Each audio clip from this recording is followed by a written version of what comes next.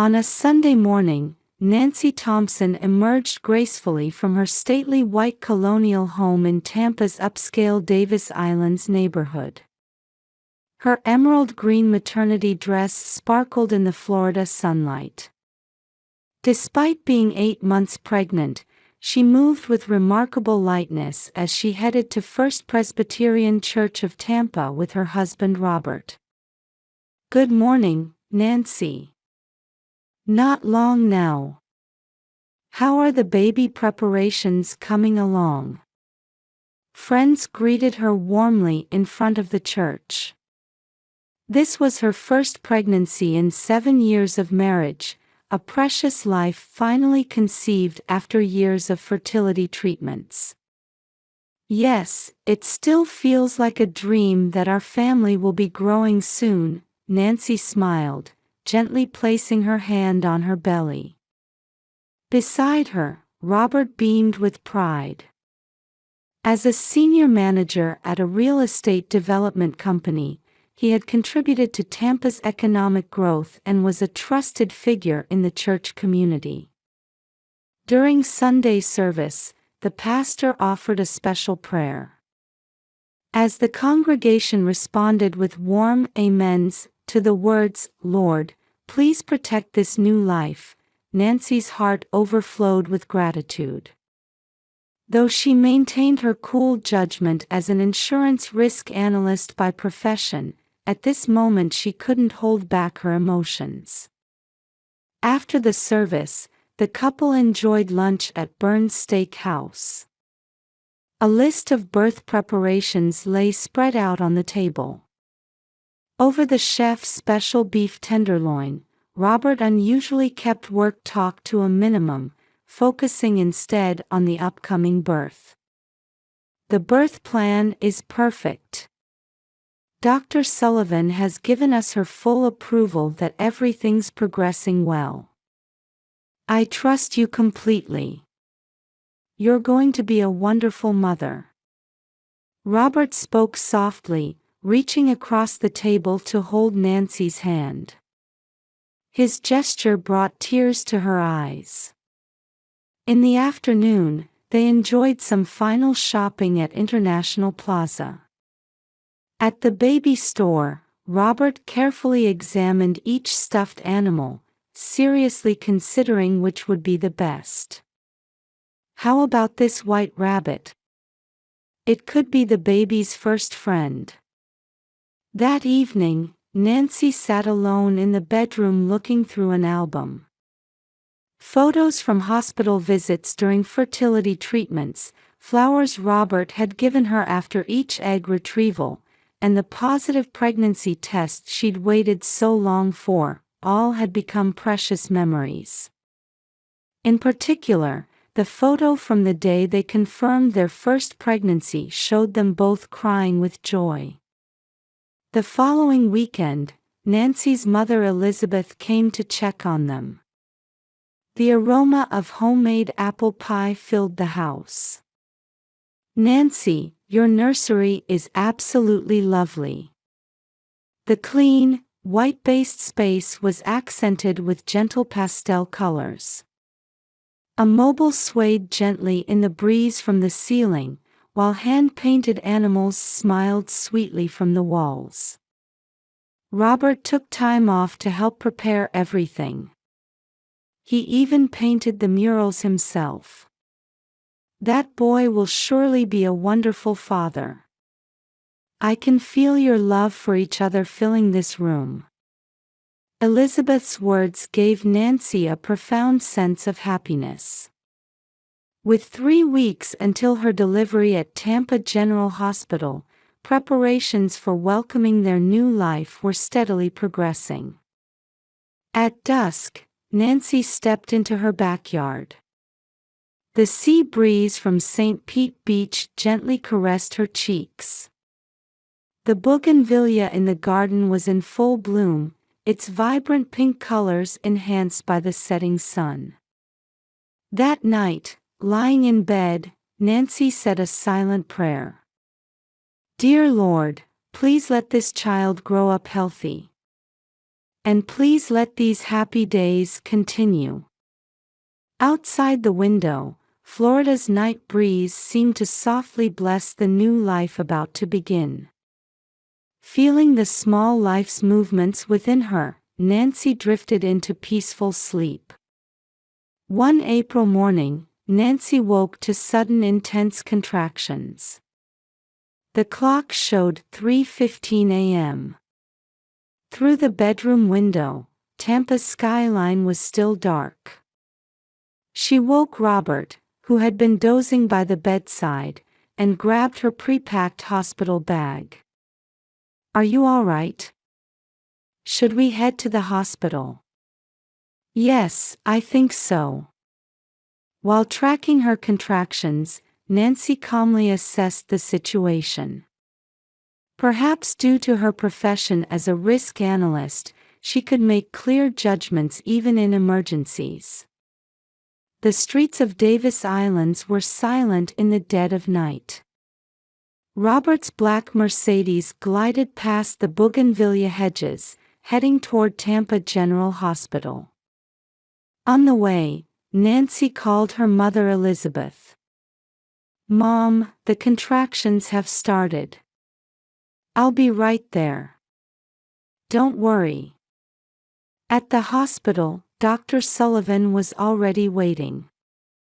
She had supported Nancy through 7 years of fertility treatments. "You've done well, Nancy. It looks like it's time to meet your baby." The delivery room was a spacious private suite specially prepared for the birth. Through the large windows, Tampa Bay was visible in the pre-dawn light. A crucifix hung on the wall, beneath which fresh white lilies were arranged. Contractions are 4 minutes apart. Cervical dilation is progressing normally. Jane, the midwife, explained the situation in professional terms, her voice carrying the confidence of years of experience. At 6 a.m., Elizabeth arrived, carrying a bundle of prayer cards from their church friends. "Everyone at First Presbyterian is praying for you." Nancy's eyes welled up at her mother's words. Though the contractions grew stronger, the support around her helped ease the pain. "Keep your breathing steady." "Yes, you're doing very well." Time passed as Nancy followed Dr. Sullivan's instructions. Outside the window, the sunrise began painting Tampa Bay in golden hues. "Nancy, you'll be fine. We're here with you." Elizabeth held her daughter's hand, offering words of encouragement. Robert silently rubbed his wife's back, his hands betraying slight tension. After 9 a.m., the contractions became more frequent. "Nancy, it's time to move to the delivery room." Dr. Sullivan's voice brought focus to the room. The delivery room was a sterile space equipped with the latest medical technology. Soft lighting designed for relaxation illuminated the ceiling, while monitors on the wall tracked the baby's heartbeat. "You'll meet your baby soon. Keep going." Elizabeth had to wait outside the delivery room. Inside, Dr. Sullivan led a team of 4 medical staff who began moving efficiently. "Take deep breaths. I can see the baby's head." Despite the intense pain with each contraction, Nancy remained fully conscious. After 7 years of waiting, even this pain felt precious. "One more push. You can do it." Dr. Sullivan's voice rang out. In that moment, the baby's first cry filled the delivery room. "Congratulations. It's a healthy baby boy." Dr. Sullivan gently cleaned the baby and placed him on Nancy's chest. The warmth of this tiny life enveloped her whole body in happiness. Nancy gazed at her child through tears. The baby, as if already recognizing his mother's voice, had stopped crying and showed a peaceful expression. That's when it happened.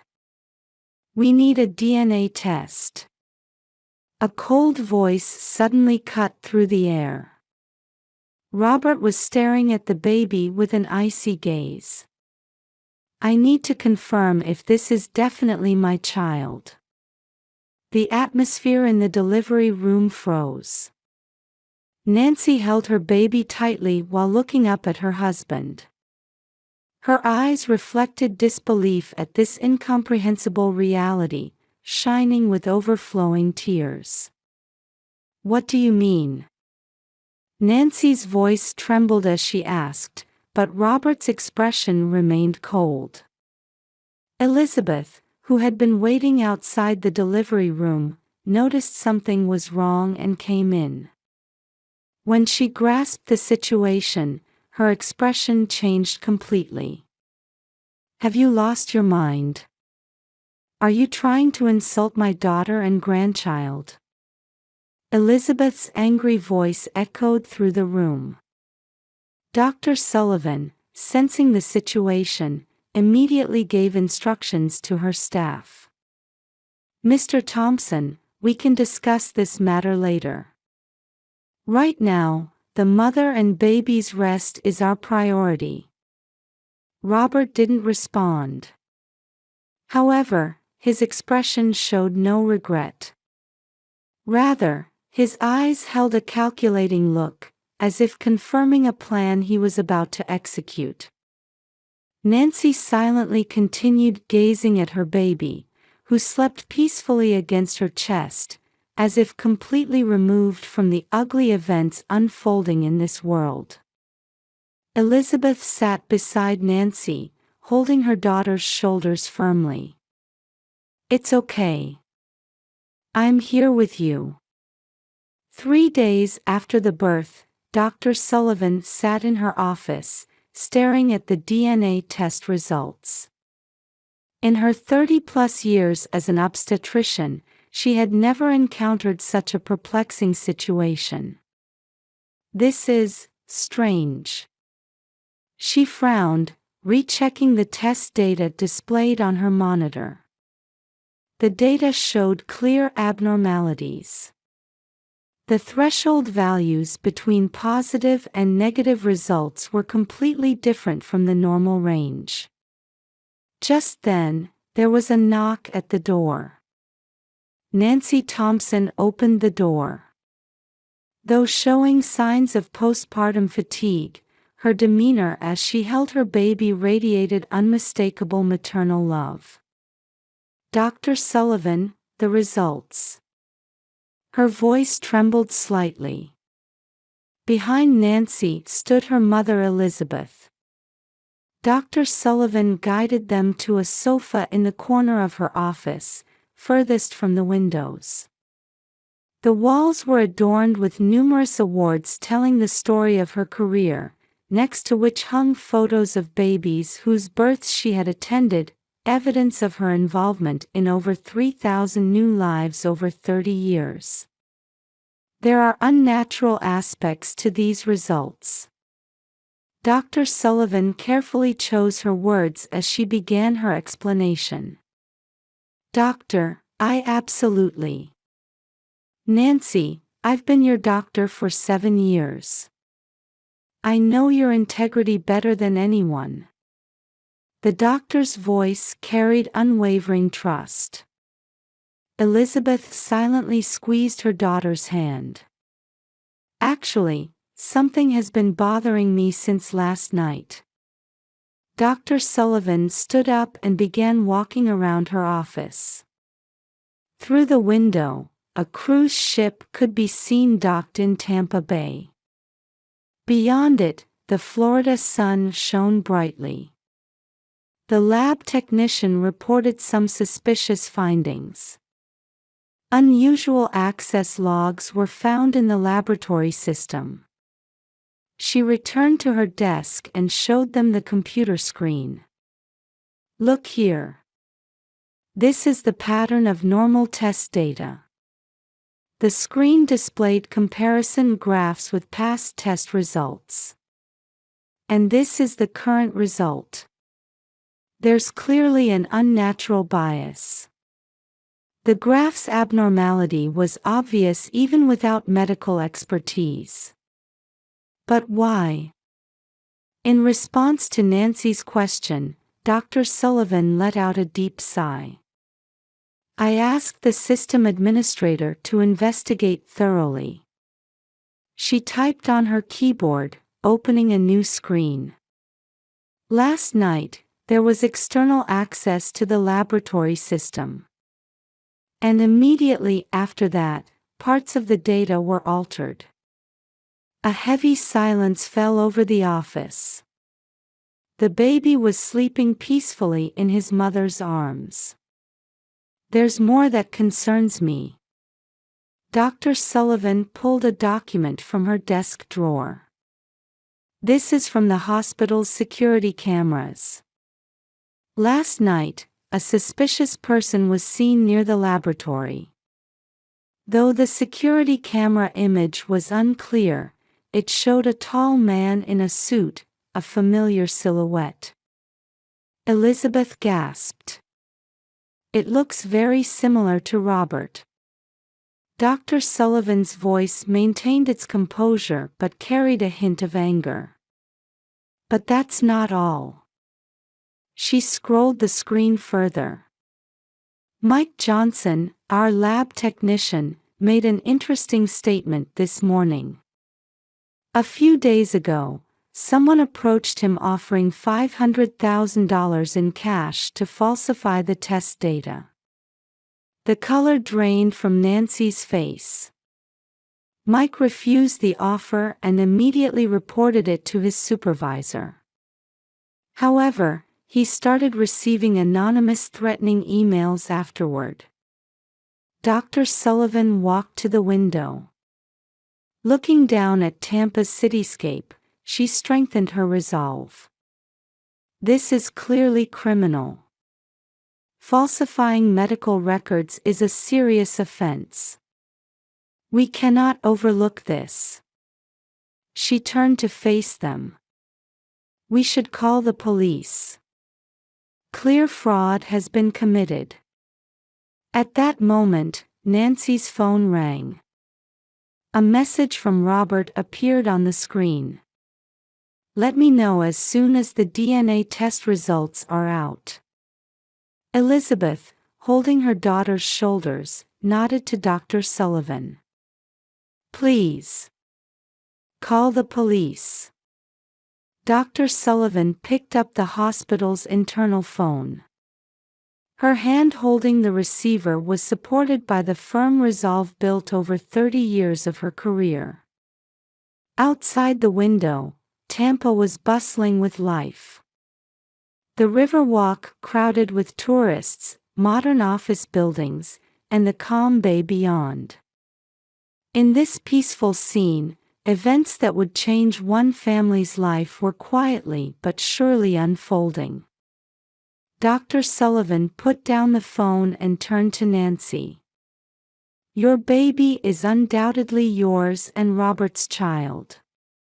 To prove this, we must reveal the truth." Her voice carried both professional pride and personal sense of justice. "The truth will always come to light." Those words echoed quietly in the morning office. As they waited for the Tampa police to arrive, the three women held in their hearts the resolve for the battle that was about to begin. In the interrogation room at Tampa Police Headquarters, Detective Laura Martinez sat across a stainless steel table from Robert. A large mirror was mounted on the wall, behind which Dr. Sullivan watched from the observation room. "Let me confirm again. Where were you between 11:15 p.m. and 11:45 p.m. last night?"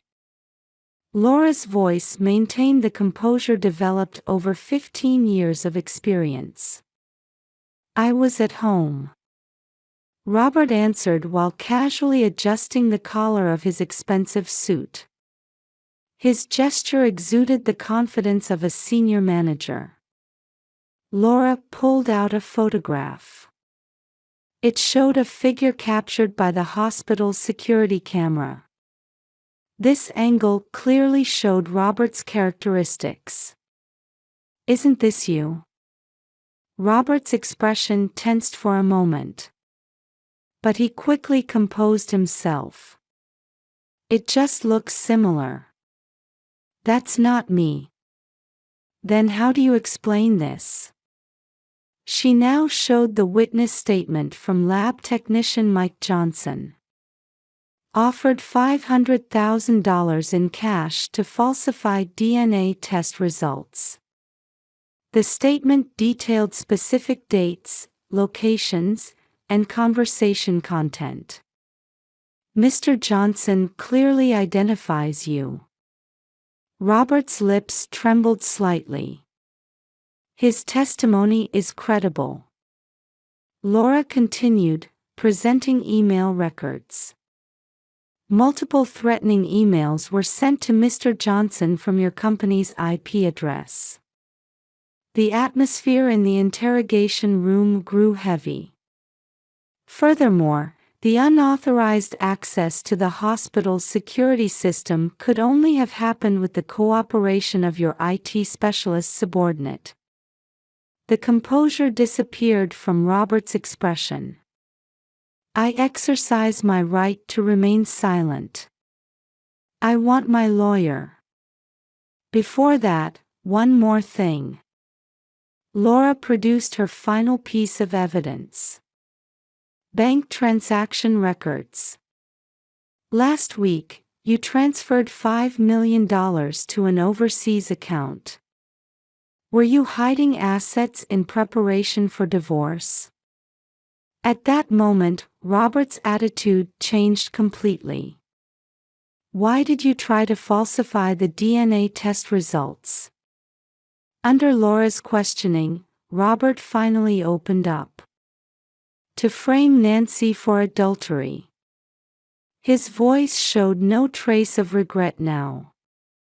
"If the DNA test showed it wasn't my child, it would prove Nancy had been with another man. I wouldn't have to pay alimony in the divorce. I could start a new life with Jennifer." "Jennifer?" "Yes, my secretary. Young and beautiful. Nothing like Nancy." Robert's tone was surprisingly cold. "So you tried to frame your innocent wife for adultery by falsifying the results?" "That's right. I couldn't let Nancy take my assets if I was going to live with my mistress Jennifer." In the observation room, Dr. Sullivan could barely contain her anger as she listened to this exchange. Next to her sat the Tampa General Hospital's legal counsel. "This is criminal. Attempted medical record falsification, threats, attempted fraud.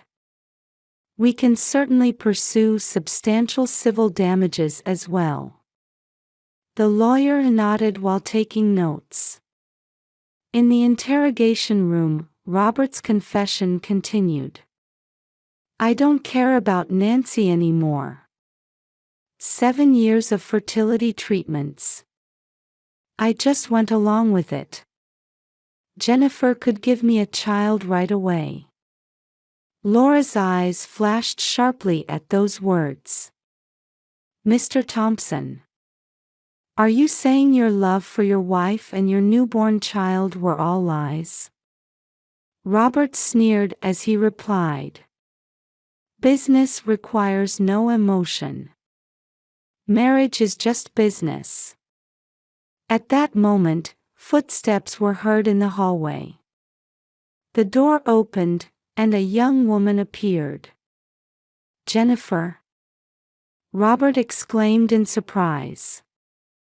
Jennifer looked straight at Robert. "I told the police everything. How you instructed me to contact Mike Johnson. How you planned the data falsification. Everything." "What?" "Let's end this, Robert. I cannot be part of framing an innocent person."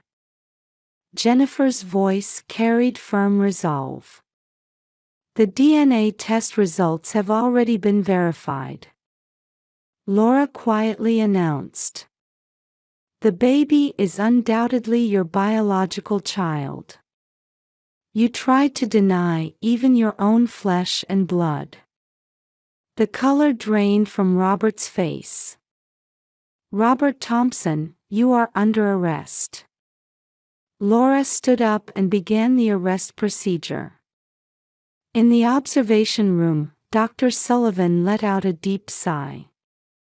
Now Nancy and the baby's honor has been protected. In the hallway, media was already gathering. The arrest of a senior manager from Tampa's prominent real estate development company would undoubtedly become major news. However, Dr. Sullivan's concern lay elsewhere. "I pray that Nancy and the baby's emotional wounds will heal, even if just a little." Through the Tampa Police Headquarters windows, the sun could be seen setting over St. Petersburg. It seemed to signal both the end of one family's story and the beginning of a new one. In the spring of 2026, 2-year-old Matthew Thompson runs around the garden in the quiet residential area of Davis Islands. Nancy watches over him tenderly from a rocking chair on the veranda. "Matthew, it's snack time." At Nancy's call, Matthew responds with a bright smile. His eyes shine with unprecedented brilliance. The events of 2 years ago certainly left deep scars. However, mother and son have now begun walking a new path in life. At First Presbyterian Church of Tampa, Nancy has taken on a central role in the parenting support group that meets after Sunday services. Her experience serves as inspiration for women in similar situations. God never gives us trials we cannot overcome. Nancy's words in the support group carry deep conviction. People from all around Tampa come to hear her story. Her professional life is also fulfilling. Her analytical skills at the insurance company have become even sharper, and her proposals for family-related insurance products, drawing from her experience, are highly valued. Your proposals show a real understanding of the risks modern families face. These words from her supervisor gave Nancy genuine confidence. Elizabeth comes to see Matthew every weekend. Watching her grandson grow has become her greatest joy. "Mom, look." Matthew learned another new word. The bond between mother and daughter has grown even stronger since that incident. Dr. Sullivan still regularly checks on Nancy and her son. Her reputation at Tampa General Hospital has grown even more as a doctor who stood firm for justice. The hospital's security system has been significantly enhanced, and their medical record protection system has become one of the best in the nation. That decision back then was the right one. She remains convinced of this. Meanwhile, Robert's end was pitiful. He received a 2-year prison sentence for attempted medical record falsification, intimidation, and other charges, serving his time in a Tampa, Florida prison. His real estate development license was revoked, and he was immediately fired from his company. Ironically, his mistress Jennifer disappeared right after the incident. Rumors later circulated that she had started a new life at a startup in Miami. "I failed to see that man's true nature," Jennifer said in a local newspaper interview. "But I'm glad I made the right choice in the end. I couldn't be part of ruining Nancy and Matthew's lives." Her testimony played a crucial role in the trial. In prison, Robert showed no signs of rehabilitation. No one came to visit him, and he spent his time in solitary confinement. Even his former colleagues began denying any association with him. "I want nothing to do with someone who would commit such a despicable act." His reputation in Tampa's real estate industry was destroyed, making any comeback virtually impossible. Detective Laura has begun using this case as "the dark side of modern families" in her lectures at the police academy. "I want to teach young police officers about the foolishness of betraying family for money and desire." Her lectures have left a strong impression on many aspiring police officers. The city of Tampa learned much from that incident. The importance of family bonds, medical ethics, and justice became deeply ingrained in the hearts of the city's people. The church community continues to warmly support Nancy and Matthew. Every Sunday after service, smiles abound as people gather around Matthew. "This child is God's greatest gift," Nancy says. Her words carry deep love and gratitude. The shocking events of 2 years ago were certainly a great trial. However, overcoming them has made Nancy an even stronger and more gentle mother. Matthew grows up healthy, surrounded by his mother's love. He doesn't yet know about the events that occurred at the beginning of his life. But his innocent smile continues to heal the hearts of the adults around him. Justice always prevails. Elizabeth's words carry convincing weight. Like the sunlight shining down on Tampa, a bright future awaits this mother and son. The spring breeze gently sways the street trees in Davis Islands. In the dappled sunlight, Matthew runs around innocently. Nancy watches him, quietly savoring her happiness. Their new life had already taken its first steady steps forward.